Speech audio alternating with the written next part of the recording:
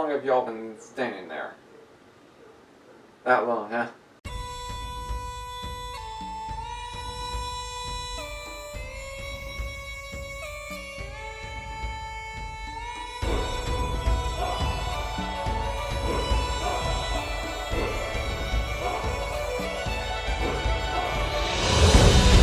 Hello guys, Celts here, and today I'm going to be talking about one of my newest typist weapons, or one of my most favorite weapons in history, the La Tene sword, or the Tene long sword, short sword, whatever you want to pronounce it as.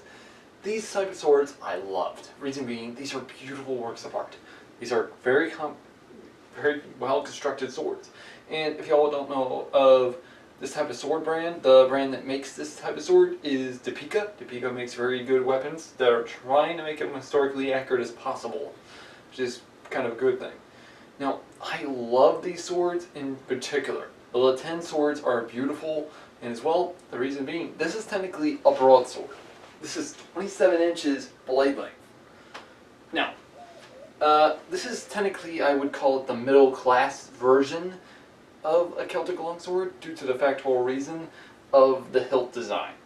Mainly because this is a wooden hilt design, not a bronze, silver, ivory or something like that. In fact, the Celtic people actually made works of art on their handle. One of them that was mostly well jeweled was found somewhere in France, and which is known as the King's Sword of the Celt, or Gallic King's Sword, which was decorated with rubies, gems, silver, gold, and pretty much everything else. Now, that's the thing though. These type of sword though, let me get that a better view for y'all. This is a wooden hilt. And I can hear you already, Templar, what's with this wooden hilt design? I've never seen anything like this. Well, this type of wooden hilt in particular is historically accurate. Celts would have had something like this because of their religion. And I hear you already. No, Templar, what the hell? I don't see anything how this thing is religious. Well, in the ancient Celtic, heartlands and such, it's actually estimated that the ancient Celts believed the factual reason that the warrior that they used the weapon on, such as if they kill somebody with their weapon, then their spirit would be trapped inside the weapon. Now, I'm not certain if that's true or not, but unfortunately it kind of goes off and on every time in history.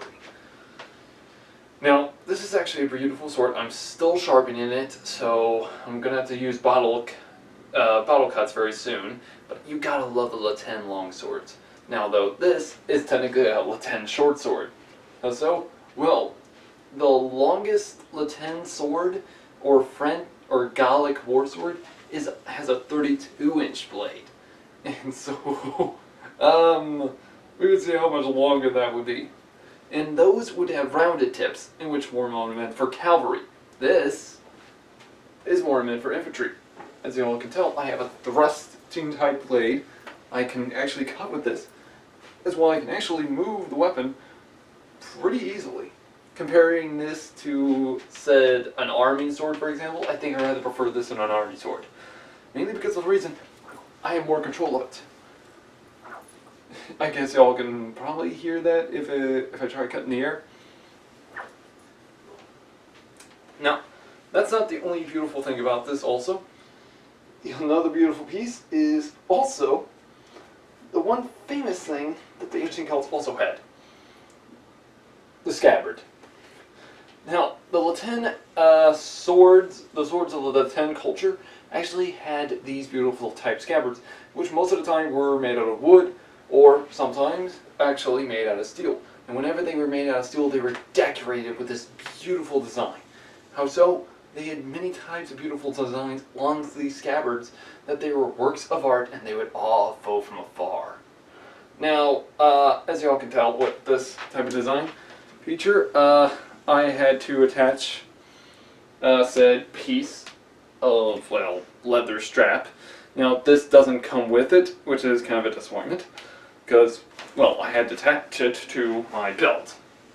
Kind of like right down here, it attaches it, and it stays, the pure piece stays outward, or I can already see some of y'all probably trying to put this on your belt. And in the process, probably destroying your belt in the process. Now, let me just remove this piece.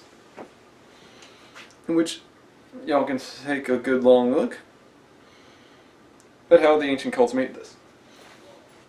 Now, this is actually the cool part about this, the Celtic swords. Take a look at this. See how the hilt is designed? This traps the hilt into the weapon. In other words, the sword blade is trapped in here. So, if I was going, say if it was like a, say, rainy day or whatever, here's the thing. I don't have to worry about my sword getting rusted. But then, as I stated about the Celtic religion also, take a good look. Now I can hear you all already. Templar, what the hell is this hilt supposed to represent? Well, take a look at it.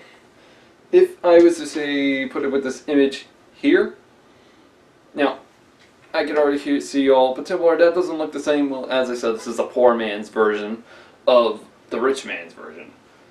Now, bronze would have sometimes been placed on here, and as well, these would have been the legs, this would have been the torso, the arms, and the head. And the thing is, these were beautiful works of art. Problem is, nowadays people think of a Celtic sword and they think, oh, Templar, the Celtic sword was a barbaric weapon. It was not a pure weapon. There was no way it was workable on the battlefield.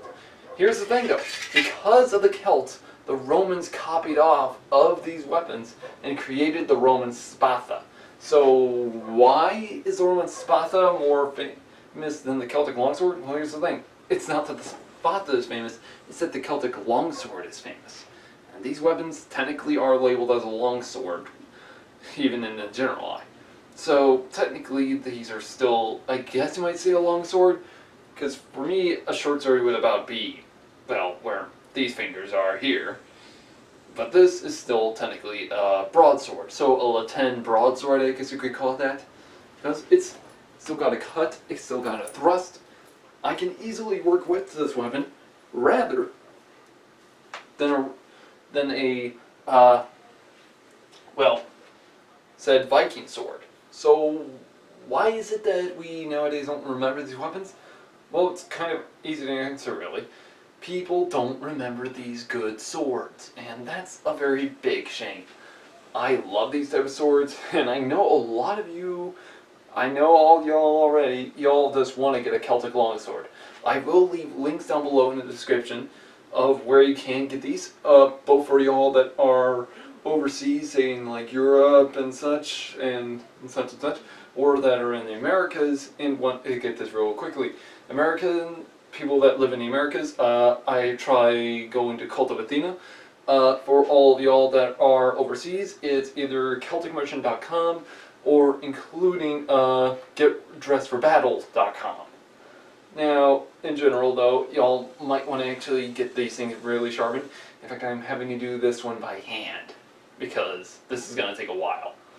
Mainly with the tip. So yeah. So I love these beautiful swords, and as well the beautiful part is, take a look at the inner part of the hilt. This isn't blade, this is this regular steel mounted on top of the wood. That way, I actually can keep it mostly, well, sustainable. In fact, I actually have full control of this weapon. I can actually thrust, I can cut, and as well I will be using sword moves with this for any of y'all who are probably trying to do a training video. Anyways guys, this has been Templar. Hopefully you found this helpful. Let me know in the comments below. If y'all want me to cover any type of other weapon in history, let me also know that in the comments below, and I'd be happy to get right to them.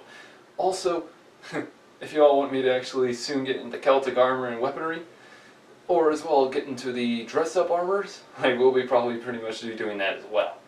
Anyways guys, this has been Templar. Have a nice day.